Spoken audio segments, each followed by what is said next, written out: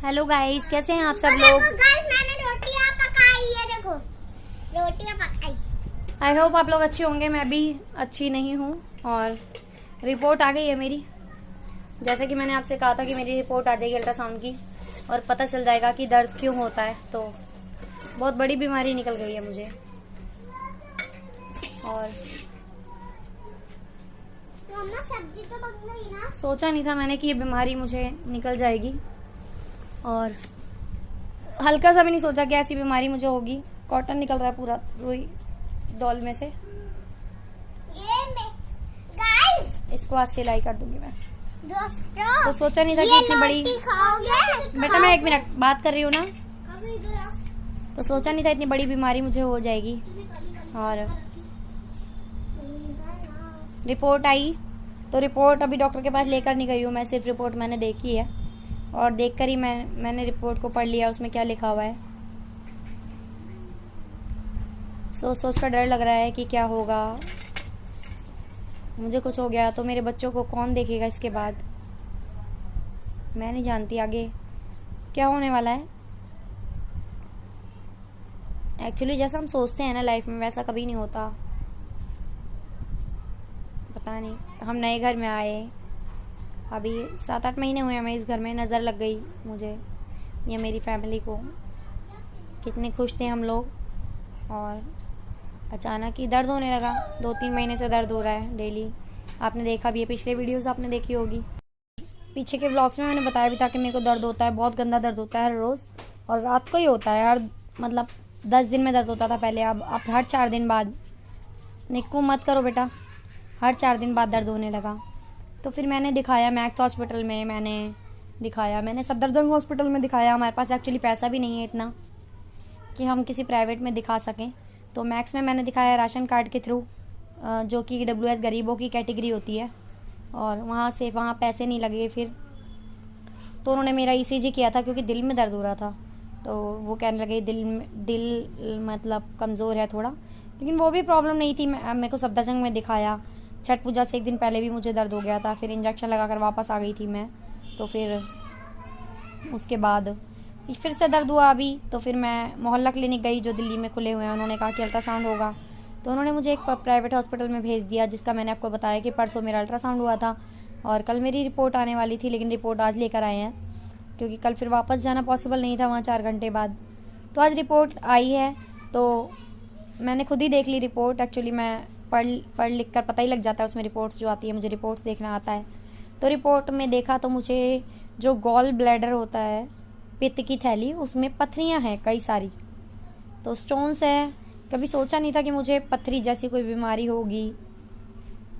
हाँ, पानी मैं हमेशा कम पीती हूँ, बहुत कम पानी पीती हूँ। मम्मी भी गुस्सा करती थी, छोटेपन से ही मैं पानी बहुत कम पीती हूँ और जब खाना खाती थी तभी पानी पीती थी।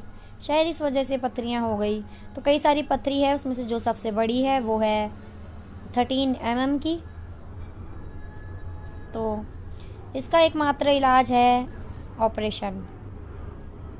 ये मुझे लोग बता रहे हैं जिनका ऑपरेशन हो चुका है, जिनकी पित्त की थैली में पथरी थी, वो लोग मुझे बता रहे हैं जो ऑपरेशन करवा चुके हैं कि इसका कोई दवाई नहीं होती, कोई ट्रीटमेंट नहीं होता। इसका ऑपरेशन होता है कि पित्त की थैली निकाल दी जाती है पूरी की पूरी।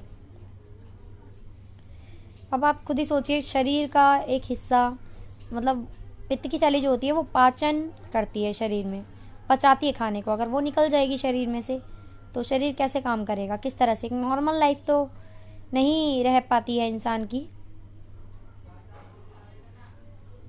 क्या सोचो और क्या हो जाता है, मतलब इंसान के हाथ में ना कुछ नहीं है। ज़िंदगी पूरी हमारी बहुत परेशानियों में बीत गई। शादी से पहले हम लोग बहुत परेशान थे, रेंट पर रहते थे। पापा मेरे जो थे वो पागल हो गए थे,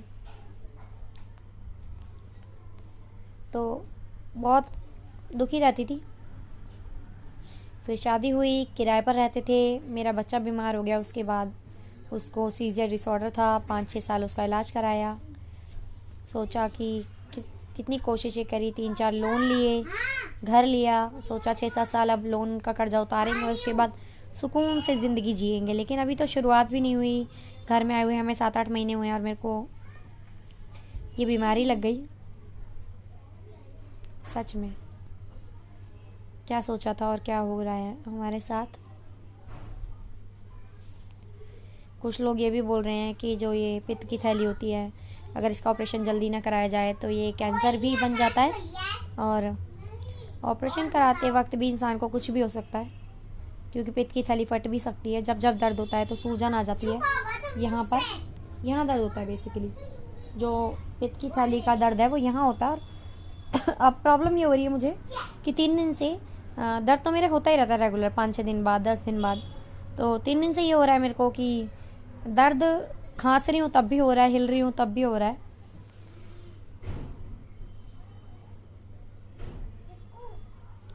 कुछ समझ में नहीं आ रहा है क्या होगा, भगवान क्या चाहते हैं। बच्चे मेरे बहुत छोटे हैं, अगर मुझे कुछ हो गया तो कौन इनको देखेगा।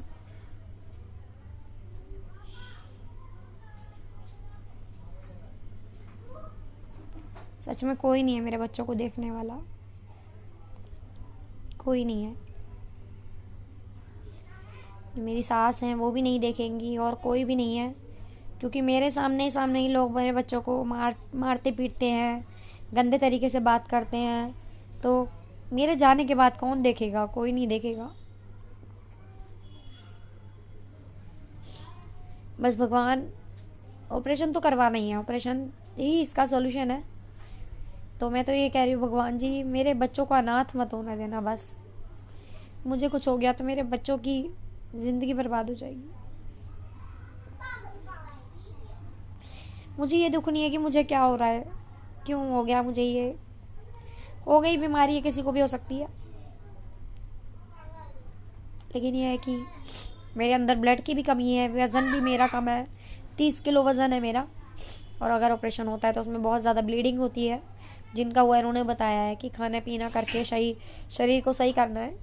और मैं बहुत कमज़ोर हूँ, मैं बेहोश भी हो जाती हूँ, मुझे ज़्यादा दर्द नहीं झेला जाता। दर्द में कई बार बेहोश हो चुकी हूँ मैं, 2 ऑपरेशन मेरे ऑलरेडी हो चुके हैं।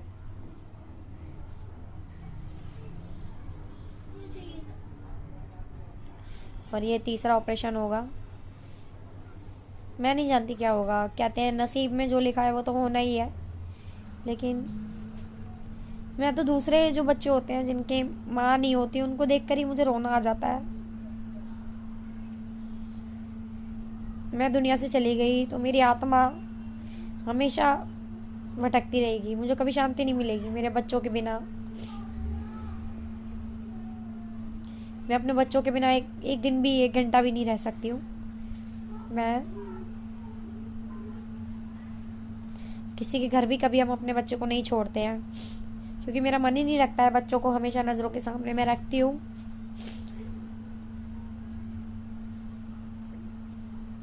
बहुत दुख और परेशानियाँ देखी हैं ज़िंदगी में, पता नहीं आगे क्या होने वाला है, मैं नहीं जानती। ये वीडियो आप सब देखोगे, मैं होंगी या नहीं होंगी मुझे नहीं पता क्या होगा। भगवान बस बचा लो मुझे।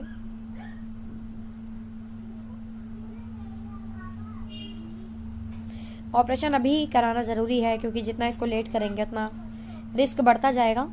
और सर्दियों में हो जाएगा ऑपरेशन तो ज़्यादा अच्छा रहेगा, क्योंकि गर्मियों में चादर का घर है हमारा, तो गर्मियों में होगी बहुत ज़्यादा परेशानी।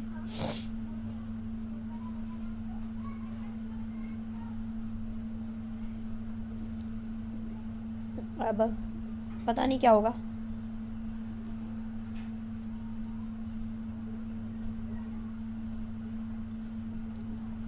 कुछ भी समझ में नहीं आ रहा है। सच में इंसान एक कठपुतली है जिसकी डोर ऊपर वाले के हाथ में है। वो चाहे हमें जैसे नचाते हैं, बड़े बिग प्लानर बनते हैं हम लोग अपने आप में, ये करेंगे वो करेंगे, ऐसा होगा वैसा होगा। ये नहीं पता यार क्या होगा कल तेरे साथ, तो होगा भी या नहीं होगा, क्या हो जाएगा तुझे अगले ही पल, ये इंसान नहीं जानता। प्लानिंग करना नहीं छोड़ता इंसान। सोच रही थी कि अगली गर्मी आने से पहले पहले ये चादर की छत के बदले पक्की लंटर की छत डलवा लेंगे। अब नहीं हो पाएगा, वो नहीं हो पाएगा, क्योंकि इस चादर की छत में हमें बहुत ज़्यादा परेशानी हुई थी। बहुत गर्मी में हम लोग पूरे दिन बाहर बैठती थी, मैं अपने बच्चों को लेकर, गर्मी से बचने के लिए। पूरी गली में कोई नज़र नहीं आता था, मैं और मेरे बच्चे बाहर बैठते थे। तो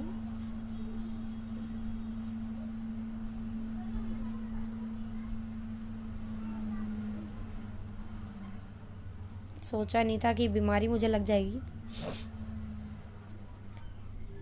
शायद ये छोटी सी बीमारी है, मुझे डर भी लग रहा है बहुत ज़्यादा। पित्त की थैली जो होती है खाने को पचाती है, अगर वही निकल जाएगी तो कैसे रहेंगे। पता नहीं कैसी लाइफ होगी, मैं नहीं जानती। बस बच्चों की शक्ल देख देख कर मुझे रोना आ रहा है, सोच सोच कर टेंशन हो रही है बहुत ज़्यादा। सीधी सादी सिंपल लाइफ में चाहती हूँ, पता नहीं क्या लाइफ में हर्डल्स आते जा रहे हैं।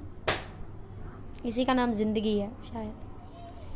पता नहीं, कल जाऊँगी हॉस्पिटल, देखते हैं क्या होगा। पैसा भी नहीं है हमारे पास जो कि हम प्राइवेट में जाकर ऑपरेशन में करवा लूँ।